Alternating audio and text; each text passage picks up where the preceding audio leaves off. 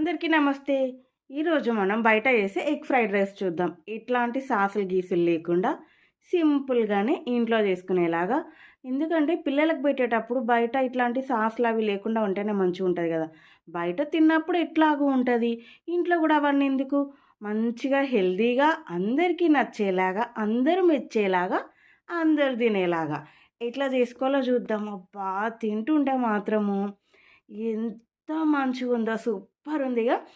సరే ప్రాసెస్ చూద్దాం ఇగ. పొయ్యి మీద ఒక కంచుడు పెట్టేసుకొని దాంట్లో మనం అన్నంకి తగ్గట్టు నూనె పోసుకోవాలి. నేనైతే కొంచెం అన్నం ఏసుకున్న దానికి తగ్గట్టు 2 పావుల నూనె పోసుకొని 2 ఎగ్స్ ఏసిన. 2 ఎగ్స్ బాగా కలపాలి ఫస్ట్ ఒక గిన్నెలో. మంచిగా కలిపితే అది సూపర్ ఇట్లా మంచిగా ఏమంటారు ఫ్లఫీ టైప్ లాగా మనకి ఆమ్లెట్ వస్తా ఉంటదన్నట్టు.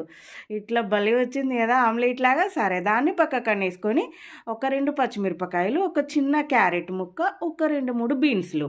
ఈ 3 ఏసి రప్ప రప్ప గట్టిగా గలపాలి. మంచిగా గలపాలి. ఎందుకంటే ఇవి మనకి కొంచెం నూనెలో ఫ్రై అవ్వాలి కదా! అట్లా అని పీస్ పీస్ అవ్వద్దు. కొంచెం మనం తింటూ ఉంటే కరకరలాడేలాగా ఉండాలి అట్లా అన్నట్టు. సరే ఇగ దాన్ని కొంచెం పక్కకనుకొని ఇగ మంచిగా గలపాలి. అవి కొంచెం గోలినాక ఇగ ఆమ్లెట్‌ని అదే ఎగ్గుని గూడా దాన్ని గూడా కొంచెం ఇట్లా మరీ పీసులు పీసులు చేయొద్దు. కొంచెం పెద్ద పెద్ద ముక్కల్లా ఉంటే మనం తినేటప్పుడు మస్తుంటది. ఎందుకంటే ఎగ్ ఫ్రైడ్ రైస్ తింటున్నామని తెలవాలి గదా! మరి బయట తిన్నట్టు అట్లా అని. సో, దాన్ని కొంచెం పెద్ద పెద్ద ముక్కల్లానే ఉంచుకోవాలి. అట్లయితే మంచిగా తినొచ్చు. ఫుల్లు వర్షం కొడుతుంది గదా! ఇట్లా ఒకసారి ట్రై చేయండి మంచిగుంటది. ఇగ ముందుగా అన్నము పక్కన మనము రెడీ చేసి పెట్టుకుంటాం గదా! ఆ అన్నాన్నేసి కలుపుకొని కొంచెం కారప్పొడి, కొంచెం ఉప్పు, కొంచెం పసుపు, మసాలాలు కొంచెం గరం మసాలా కొంచెం ఏసుకోవాలి. కల్యమాకు, కొంచెం ధనియాల పొడి, కొంచెం మిరియాల పొడి.